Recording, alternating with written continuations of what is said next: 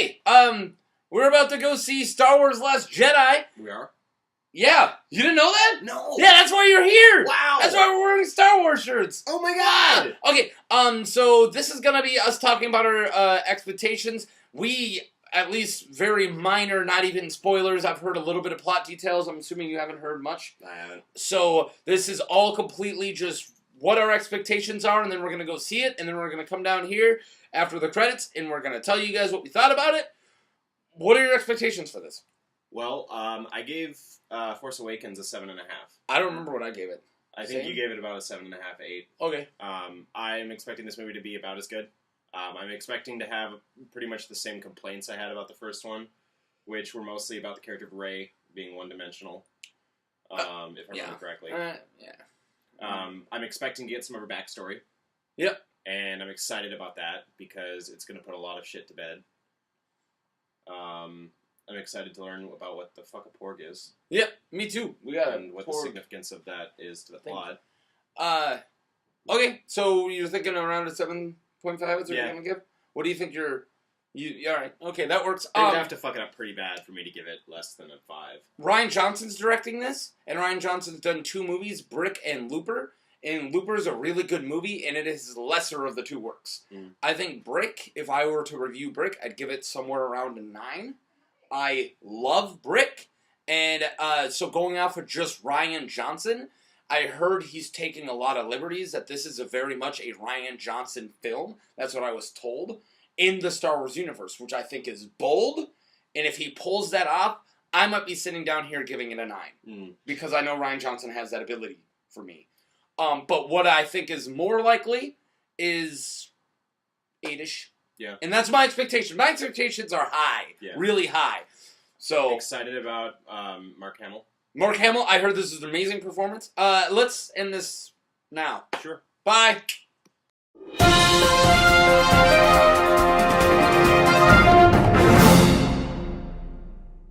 Hey! I really hope my computer's working right now. And we are back. And we're going to review The Last Jedi, Star Wars Last Jedi. That's episode 8 for you layman's. This is Billy. This is Mark. We already did a huge intro, so I'm going to make this really quick. We're going to give a very non-spoilery review right now. Me and him are we're not going to break it down the negative and positives. We're just going to tell you what we thought of the movie. Like what normal people do to review movies, except without a script. And then after that, we're then going to give you... He's going to give you the rating. I'm not going to yet. I don't know it yet. I'm really working on it in my mind. And then, if you don't want to be spoiled, fuck off. And if you haven't seen the movie, fuck off. Because we are going to talk spoilers. If you have seen it, like a lot of people today, because a lot of people were there, then stay. We're going to talk spoilers. This might get a little long, but the last Force Awakens did too. I'm not going to talk for the next 2 minutes. Go. The first things first, though, you gotta like us on the Facebooks, the Twitters, and follow us on the YouTube, subscribe, and like and comment and all that. But yeah, plot. So this is a sequel to The Force Awakens. We take up with Rey and Poe Dameron and Finn and Luke Skywalker and Princess Leia, General Leia, and it's a continuation of the conflict growing between the First Order and the Resistance. Yeah, which they said rebellion a lot. Yeah. In the movie. Well, I mean, they were trying to pull resources from the rebellion, so it made sense. Yep. So basically, it's about Rey finding Luke Skywalker and trying to bring him into the Resistance. Yep. And then it's also a huge central conflict between the First Order and the Resistance, where the Resistance is trying to escape. Okay.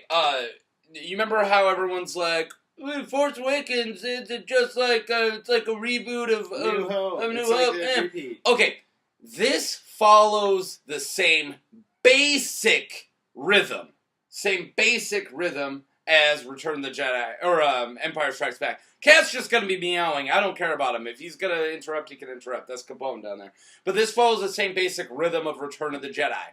That's all I'm going to say, or I said it again. Empire Strikes Back. Same basic rhythm of Empire Strikes Back. Somewhat of a chase, all the different characters break off, and then they meet up at the end. There you go. So that's all I'm going to say as a non-spoiler. Did we like it? I did. I definitely had problems. I want to see this again. there are moments where if you just grab those moments, I was like, this is Star Wars gold. And there are other moments where I was like, that's cheesy. All right. So there's my non-spoilery thing. Liked it. Positive. Liked it. What's your non-spoilery review? There was a lot I didn't like about this movie, but there's also a lot I did like. Mm-hmm. I agree. I need to see it again. Much like Force Awakens for you, is you were very like I really liked it, but there's things I really didn't like. This movie still had everything I didn't like about Force Awakens, and then more. It was definitely more ambitious than Force Awakens. Yeah, that's fair. Which is the bigger leaps you take, the bigger falls you can fall. Right. The opposite of what Justice League did. Yeah, no risks. Yeah. Anything you want to throw in? Sound design was great. Love the sound design.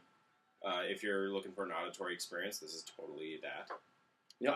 Lots of eye candy. Lots of eye candy. Eye candy. You get your lightsaber fight you've always wanted. One of them. Got a pretty good one. I got one that... He's just a monster. I got one that I definitely was really excited for. I got a lot of cool lightsaber moments. I don't want to get into it too much. We don't want to spoil anything. Yeah. So, if you're going to go see it, go see it. It's going to be positive for me. You have to see it. It's a Star Wars. Yeah, definitely go see see it. You give your review, and then let's just say mine is above a 5. I'm not sure my number yet. Hopefully I'll come up with it by the end of this. I gave this movie 6.5 out of 10 black buttholes. 6.5 out of 10 black buttholes. All right. Okay, if you don't want to be spoiled, get the fuck out of here, and then we're going to talk about this in spoils. Let's talk negatives first. Yeah, negatives first. Let's talk negatives first. All right, my biggest negative is the dialogue. Yeah, there's a lot of problems. There's a lot of dialogue that is way too self-aware. There's a lot of dialogue that is cheesy, and we talked about this. Star Wars is cheesy. It is. It is. This is a different type of cheese. Normally, Star Wars is like a sharp cheddar, and this is like a Havarti, which is ironic because I actually love Havarti and hate cheddar. I really thought you were going to go American. Yeah, it kind of is American. Havarti's creamier. I like creamy cheeses. But anyway, there's a very Disney-esque quality to some of the dialogue. They bring back the Grandpa Solo dialogue. I like this thing. That really pisses me off. They didn't tone down the qualities of Rey that I didn't like in The Force Awakens. The ones that didn't? They didn't. I mean, well, they did, but not enough. Okay. She still is unreasonably OP without having that explained in her backstory. And they did give us backstory, and it was bad. Yeah. The backstory is dumb and doesn't explain anything. As much as because of internet sexists, we sound like internet sexists when we say she's overpowered. I'm going to state right now, I'm okay with her being overpowered. I am, as long as you tell me why. And I'll state that 100 times with Force Awakens. If they were like, hey, why do you know all these things and why you're doing all these things? Alright, just kick them out. I'm getting pissed. Okay, sorry, I had to kick the cat out. What I was saying is specifically when it comes to Force Awakens, when it comes to her overpoweredness, is if they would have been like, hey, this is why I know how to speak to BB-8 right away. Hey, by the way, I once met a Wookiee when there's like 3 ever, and that's why I can immediately speak to Chewbacca. Right. Hey, I've actually flown out in space, which even though in my backstory I haven't, that's why I can pilot. If they explained to those, it wouldn't be such a problem. Right. Now, when it comes to her Force stuff, I think that I understand there are prodigious Force users. Yeah, that is a thing I think that's exists. what it is. Just like, because he straight up... But that's the thing. It's like somebody who's really good at math. You can't just fucking look at a problem and be like, oh, I can solve that. That's not a thing. You still need to be... You have to know how the systems work. Yeah. Like, you can't just be like, oh, I'm really strong with the Force. I'm going to levitate this pile of rocks. That's not how the Force works. Not how the Force works. No. Luke was equally as powerful, and he still had to sit and fucking learn it. Exactly. Yeah. I get that, but that really does seem like a problem with... It's like the Avatar... I'm doing a deep dig. It's like the Avatar Korra votes to Avatar Last Airbender, is now that we're in the second sequel, everyone's standing above everybody else's shoulders when it comes to Force. Right. Like, even Kylo's doing shit that the Emperor didn't do.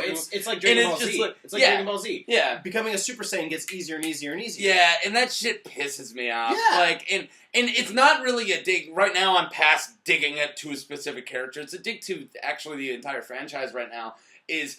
I don't care if they're so overpowered. Just give me some substance. One thing. It would be so simple to solve this. Like in Dragon Ball Z, it can be an exposure thing.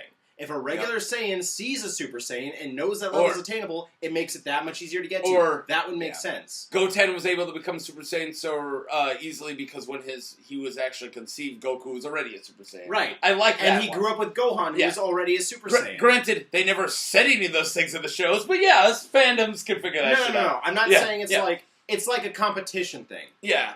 Competition brings out the best in people. So if Rey had been exposed more to the Force and could see what the Force could do, maybe she'd be able to figure it out on her own. But the way that it's presented, it makes no sense. And that goes the same with Kylo.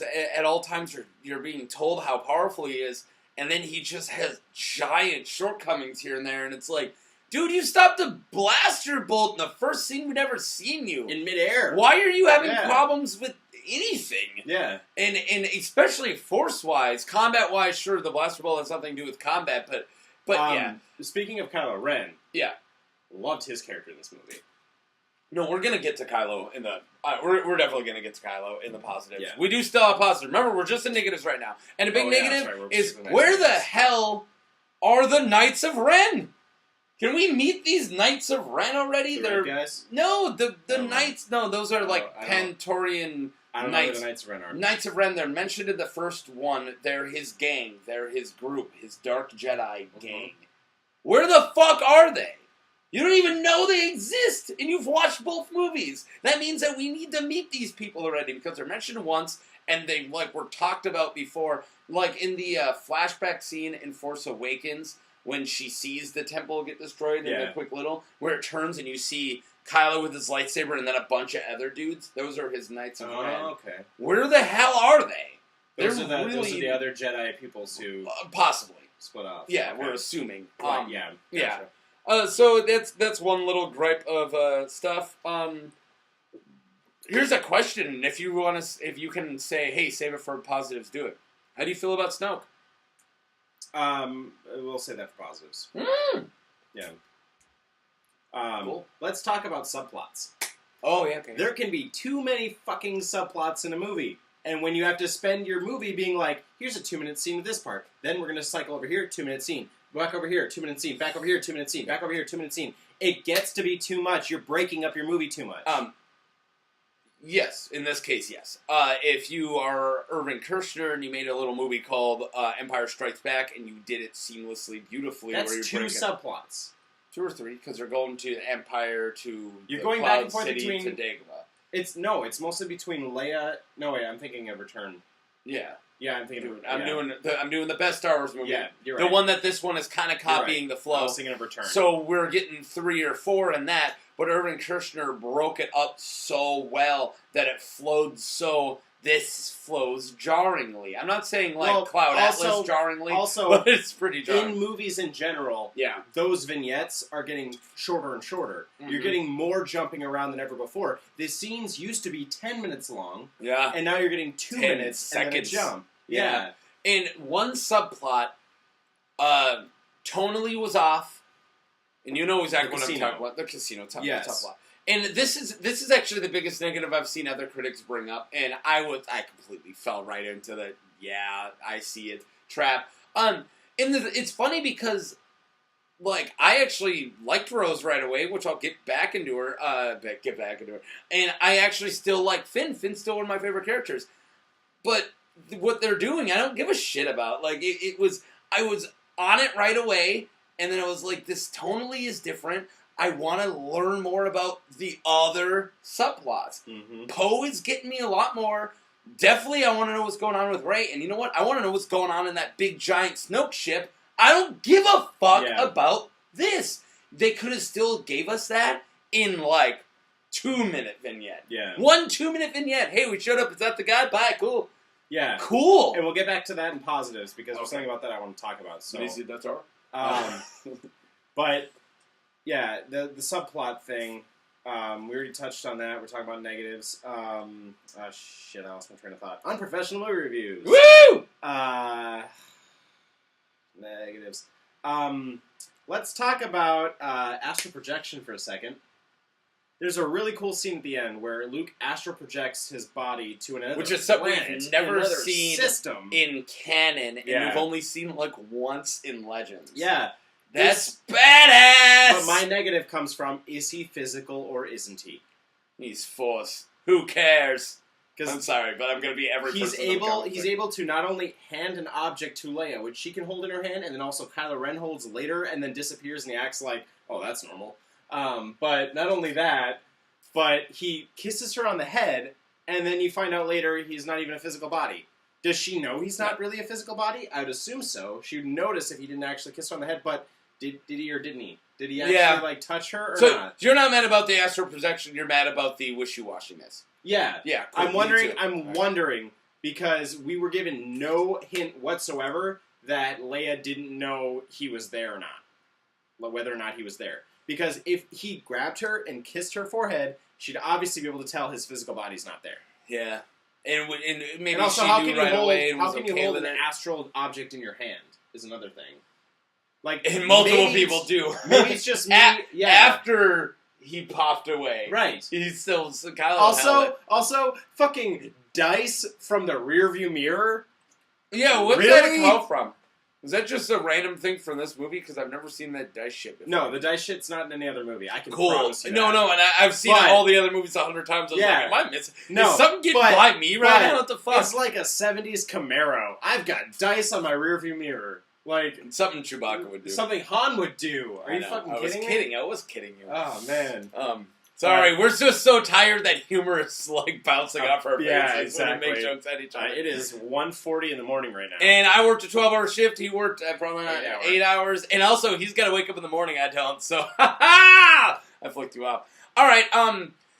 Is there any huge performances you want to jump on to negatives? Because I was planning on bringing them up in negatives? the positives. Yeah, I want to talk about Donald Gleason. Yeah! I don't know how much it's his fault because I know the motherfucker can act. But what the hell, guy? You know what I thought? I thought of a Major Payne joke. When he's like yelling, I literally thought, "Get out of my face, you freckled-faced cartoon." I thought that because he seems like a cartoon. He does, yeah. And But I why? will say, one of the biggest reasons why he's the biggest negative for me performance-wise is because he's not terrible the whole movie. It's Yeah. like certain days he phoned it in during shooting. Yeah, there's true. scenes where he's great, Yeah. and then there's scenes where he's like totally off. Yeah, he can He's just nail it. meh. He can nail it with that First Order neo-Nazi thing and just channel his best Hitler. Yeah. And then other days, he's like Wile E. Coyote. Yeah. Oh, I remembered my train of thought. During the subplot with, and also another performance note, didn't like the girl with the pendant. Which one? The first one or the second one? Rose. Yeah, Rose. I didn't like Rose. Rose. Oh. She Shatnerized all of her lines. All right, she Shatnerized? I think she should. By the way, for those of you who don't know, this is what Shatnerizing looks like. It's putting emphasis on words that don't have, like, you don't And need emphasis on random because you don't pauses. understand the words. It's almost like Christopher Yeah, Walken, yeah. too. He does that kind of thing. Norm Macdonald does when he just randomly talks. Yeah, that's But true, too. anyways, I wouldn't put her as a positive or a negative. She's I not understand. I understand why her actual performance. I think she's very charming, though. I think I liked looking at her act. I just wish she was acting better. She had it in the eyes, and Yeah. that's it. And That's it. but that's it. I think she's adorable, but yeah. But she anyway, I was talking Shatner. about subplots. There's the Rose and Finn subplot. They Mhm. end up on a First Order ship that gets blown to shit, and the only people who get injured are the First Order soldiers and the slicer that they brought with them. Did he actually get injured? Well, we don't see him again, and he definitely didn't make it off the ship because we never saw him leave. Yeah, alright, I'm glad you brought that up. With that subplot, I got something with that subplot. So you remember Phasma? Yeah. Cool, I'm glad we got reminded about her about almost more than halfway through the movie. It's like, yeah, Phasma's a thing. Remember how last movie, we got like a bunch of not a bunch, but a couple scenes of her dialogue and we never got action? Well, it's the opposite. If I just watched this movie, I'd be like, why is he fighting her? Why is she important? Also, And then the fight scene was like 4 seconds and then she fell in the fire, fuck off. they Boba Fetted her twice in 2 different movies. Yeah. And fuck, man, why? Like, that was slightly better than Boba Fetting. Slightly better. You say Boba Fett. I love saying Boba Fett to piss people off. Okay. It's my thing. Okay. I do actually have a Boba Fett shirt on underneath here. His backpack's got jets. Yep. I know it's Boba. Fuck. Yeah. Anyway, so yeah, that was another big negative. They fucking, there's way too many Deus Ex in this movie. Also, why is it that every time a ship enters a corridor, there's an exit? There's never a dead end. I don't know. Like, there's a great scene on the Salt Planet where Chewie is piloting the Millennium Falcon and he's going through corridors. And there's always an exit, just like in Force Awakens. There's always an exit when they're going through. Well, those also, ships I that was are just still like, on Jakku. why are you going in there? You've never been on this planet before. Exactly. Like, Exactly. I did think that. Like, you don't know if there's just randomly a bar across this trench. Right. See, what would make more sense is if he went in there and then had to turn around and then dodge around to get out. That would have been fine. I thought as soon as they hit that big cavern, he was gonna go. Yeah. I did have another negative before we moved on, and we almost had it, and then there's a couple. I have a couple more. I have a few negatives. Maybe we will remember in positives, but let's move on. We're on 13 minutes in this cut. In this cut, we edited once, so this is gonna be a 40 fucking. Positives. Wasn't our Force Awakens like an hour? I already talked about sound design. I'm going to talk about it again. Dolby Atmos digital sound. We were at an ultra screening in a Marcus Theater, and Dolby Atmos sound in this movie was gorgeous. Gorgeous. So good. Yeah. Directional, everything. Levels were perfectly balanced. I could understand every line of dialogue. What did you think of the Wonderful. score? Oh, I hated it, actually. Who was it? It took me so Was it who far I out think of it was? I don't know who it was, but I hated it, especially when they were on the island with Luke. Just keep talking. talking. So far keep out doing of your it. thing. Yeah. So we were talking about score. The score did not feel like a Star Wars movie. There was no kind of hint to John Williams in it at all. It is John There Williams. was like, you're fucking kidding me? I'm not fucking kidding. Music by John Are you sure Williams. he's not just credited, or music? did he It's score the whole movie? music by one person. Okay. John Williams. Well, John Williams, what the fuck were you doing? He was making a Star Wars movie, I guess. I don't know. It only actually took me out of a couple scenes, and it wasn't bad. Take me out. It was like the one I where noticed she was the playing music. with her staff. Actually, no. That's where it took me I out. actually enjoyed all those scenes. It was like the random Poe walking around the ship, and it was like, man, when I'm on the moon, and I was like, what's going on? But that's about it. I actually really like those ones. I didn't mind. I mean, it's John Williams. I think he's at worst forgettable. Yeah. I mean, I don't think he's ever horrible for me, although you just acted like he was. But no, that score was the worst Star Wars score I've seen. That's a high bar, though.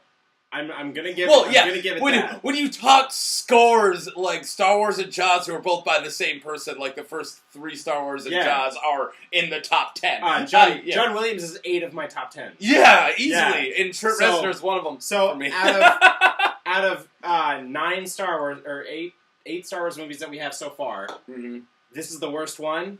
And all the other ones are in the top 10. Yeah, exactly. Yep. So it's like I'm overplaying it. It's the worst of the Star Wars movies, but it's not horrible. It's John. It could have been better. Yep. All right. Well, that's a negative. We jumped right back. It was my fault. Okay. Can we talk about Kylo Ren? Yes, we can. Okay. In order to talk about Kylo Ren, we have to talk about Snoke. So let's just talk antagonists. Yes, sure. Okay. Hey.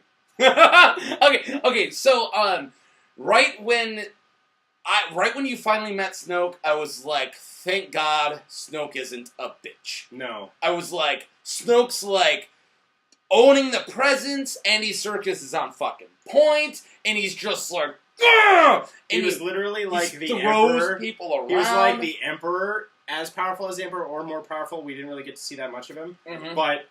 But also as a pimp. Because he's wearing a fucking gold robe, chilling in his chair. Nasty looking. Yeah, disgusting. He's nasty. And he's got extra fingers, so he's got to be an alien. I'm still disappointed that he's not, this tall.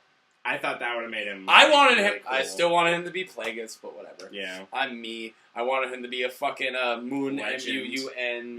Yeah. I wanted him to be Plagueis. But And anyways, this movie was all about legends, too, so that would have been even cooler. Yes. Yeah. Definitely. This movie had a lot of those Bring it things. all back! So he wasn't a bitch.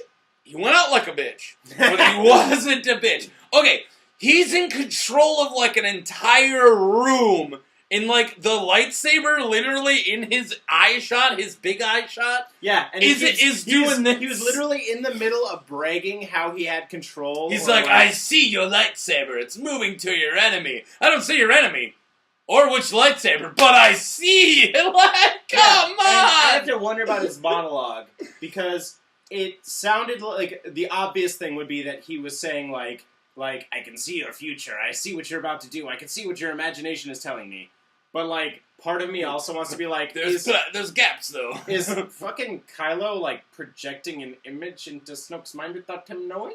Because I don't think that's, like, what he was seeing. Because, and he was just narrating it like, this is what I'm seeing at this very moment. Actually, let's hit the rewind. The projecting of them next to each other talking, I loved, by the way. Me too. I actually really loved that. It created this great connection between Kylo and Rey, and I loved it. And then but the whole time I'm like, you know, I'm a giant Star Wars fan, so I'm like, it's never been even in Legends or canon, what's going on? And when he's like, I was doing that, I was like, okay, I buy it now. The giant, awesome, crazy Force user dude is fucking, like, trying to fuck with them. Yeah. It was very Sith, even though he's not a Sith. He is very Sith of him. It was very manipulative. I loved Snoke. I wish he didn't go. That reminds me of something that I wanted him to pick up a lightsaber. I've read 2 out of the 3 of the Thrawn books. I'm halfway through the 3rd one. Of Timothy Zahn's original first Thrawn the original books. trilogy. Not the ones coming out right now. The ones from, like, the late 80s. Not Zahn's ones coming But there's something cool in that book that is actually very present in the movies, too. The Force attracts the Force. Yep. So when a Jedi hears about another Jedi, they're drawn to that other Jedi. Yep. It's just a thing that happens. And there's a subplot in those books that's very present in this trilogy, where there's a Sith Lord who wants Jedi brought to him to be new apprentices. Yep. And Snoke wants Rey.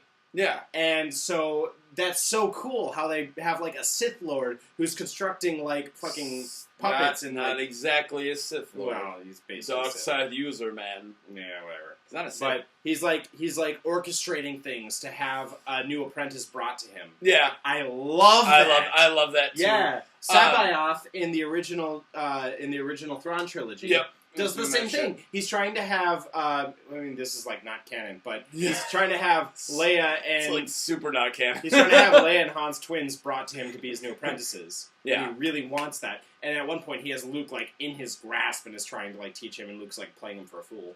Okay.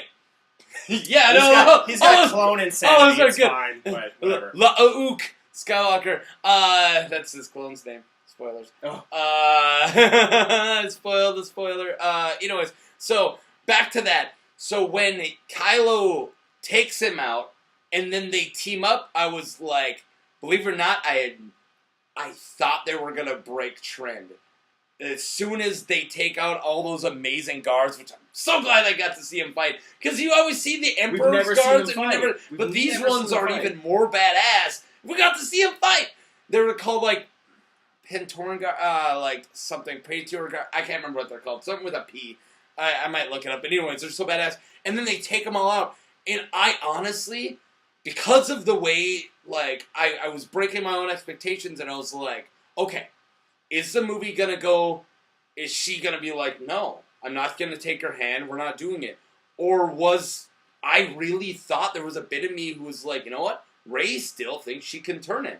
Rey's gonna grab his hand, and then maybe Luke's gonna fight them. I actually thought it was gonna go that way. Oh, really? I didn't think it was. I wasn't in a million years would have thought that. I wasn't like 40-50. I was like 15%. Like, maybe she's gonna take his hand. I don't know. I thought it would have been awesome. I was exactly the same, but, like, thinking maybe Kylo would change. I wouldn't see that because he just took out the big bad. Yeah. And him, right when he took out the big bad, I'm like, there's no way he's flipping now. Because we need a big bad. But how good of a twist would it be if there wasn't a big bad? To have our Emperor getting thrown down the shaft and Darth Vader turning in the second movie instead of the third. Yeah, but then who's the bad guy for the third? The fucking Knights of Ren. They're still the First Order. Yeah. I don't know. Like, the First Order is still a thing even without Snoke. I guess. Because, Yeah. like, they have all those fucking stormtroopers. Yeah. There's still a First Order without a Sith presence or a dark side presence. Okay, I can see that. Unless you believe in the canon where the big, bad, dark Force user is actually controlling everyone. Which I don't believe. That's right. bullshit. That's the thing from the Thrawn trilogy again. So Yeah, I don't buy that shit ignore at me. all. But okay. Let's move on a little bit after this. All I was trying to get at is I really, really liked what they did with Kylo, as they broke him of his chains, no strings on me type shit, and I really dug it. We're spending so long. Yeah. Let's stuff. wrap it up. Before you give your quantity, I'm gonna go ahead and justify my score.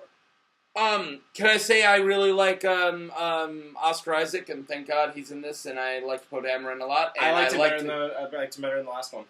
You liked him better in the last one? Mm-hmm. I loved his whole first/second act deal of him like, no, we're doing this. That mutiny? Like, like mutiny, because it wasn't like I need to be in control. It was because he actually didn't realize what she was doing. Right. I love that. And he in his learned character. from it too. Yeah, he's such a hothead, but he's like a smart hothead. I'm not going to credit Isaacs for that one. I like Oscar Isaac.